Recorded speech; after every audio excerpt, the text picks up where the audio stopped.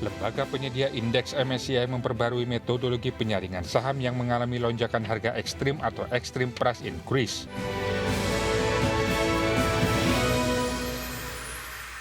Ya, pemirsa, lembaga penyedia indeks global MSCI memperbarui metodologi penyaringan saham yang mengalami lonjakan harga ekstrim atau extreme price increase.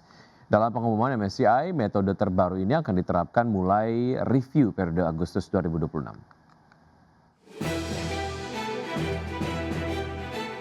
Lembaga penyedia indeks MSCI memperbarui metodologi penyaringan saham yang mengalami lonjakan harga ekstrim atau extreme price increase, di mana metode terbaru ini akan mulai diterapkan MSCI pada review Agustus 2026 mendatang.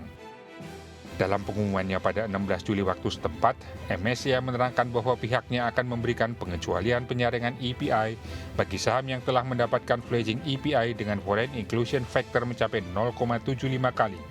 Artinya, saham tersebut tetap memiliki peluang masuk ke dalam MSCI Global Standard Index sepanjang memenuhi seluruh persyaratan indeks lainnya. Sebelumnya, pada dokumen MSCI Global Investable Market Indexes metodologi yang diterbitkan pada November 2024, MSCI menegaskan bahwa saham yang mengalami kenaikan harga ekstrim tidak memenuhi syarat untuk masuk dalam MSCI Standard Indexes. Hanya saja, saham-saham tersebut masih tetap dipertimbangkan untuk masuk ke dalam market Investable Universe. Di satu sisi, MSCI masih mempertahankan pembatasan bagi saham dengan status EPI dan FIF di bawah 0,75. Saham yang saat ini belum menjadi bagian dari MSCI Investable Market Indexes tidak akan dimasukkan ke standar indeks. Sementara itu, konstituen yang sudah berada dalam MSCI Small Cap Indexes dan tercatat mengalami EPI akan diberlakukan berdasarkan kapitalisasi pasarnya dan dibandingkan dengan standar indeks market size segment cut-off. Berbagai sumber, IDX Channel. Ya, Bank Indonesia diperkirakan kembali menaikkan suku bunga acuan sebesar 25 basis poin menjadi 6% pada rapat Dewan Gubernur periode Juli 2026. Ekonom menilai Bank Indonesia masih memiliki ruang untuk menaikkan suku bunga demi menjaga stabilitas rupiah. Bank Indonesia diperkirakan kembali menaikkan suku bunga acuan sebesar 25 basis poin menjadi 6% pada rapat Dewan Gubernur periode Juli 2026. Lead ekonomis Bank Danamon Irman Faiz memperkirakan Bank Indonesia akan menaikkan suku bunga sejalan dengan kondisi inflasi utama mendekati batas atas kisaran target BI sebesar 2,5% plus minus 1% dan tekanan depresiasi rupiah yang terus berlanjut. Senada ASEAN Ekonomis UOB Enrico Tanuwijaya memprediksi Bank Indonesia menaikkan BI rate hingga ke level 6,5% sepanjang tahun ini. Alasannya Bank Sentral masih memiliki ruang untuk menaikkan suku bunga demi menjaga stabilitas rupiah. Ia menyebut proyeksi kenaikan BI rate sejalan dengan proyeksi kenaikan suku bunga Bank Sentral Amerika Serikat. Ia mengatakan jika The Fed menaikkan suku bunga maka BI rate harus ditingkatkan kembali.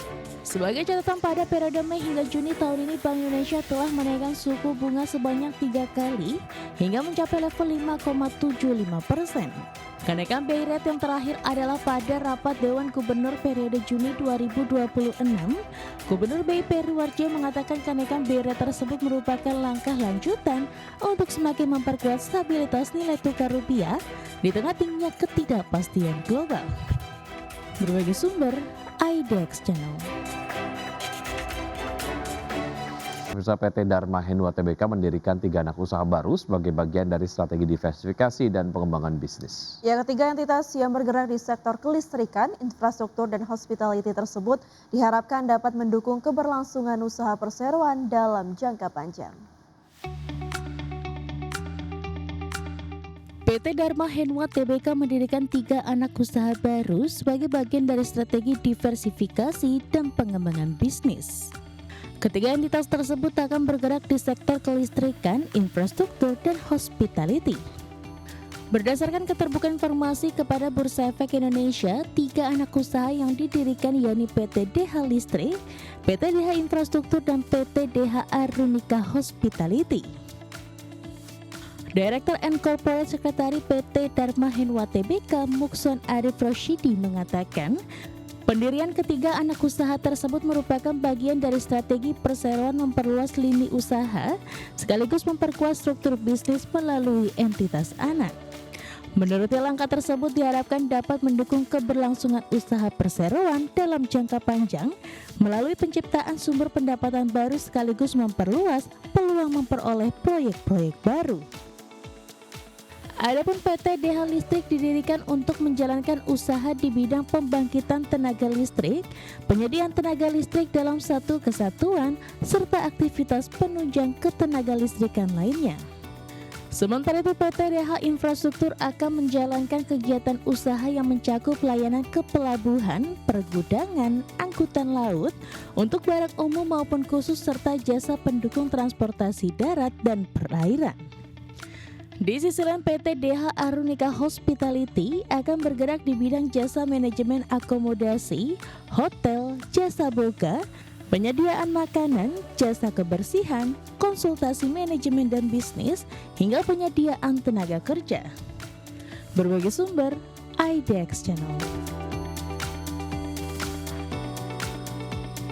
PT Siloam International Hospitals Tbk menyatakan tengah menyiapkan anggaran belanja modal hingga 1 triliun rupiah untuk memperkuat lini digitalisasi medis.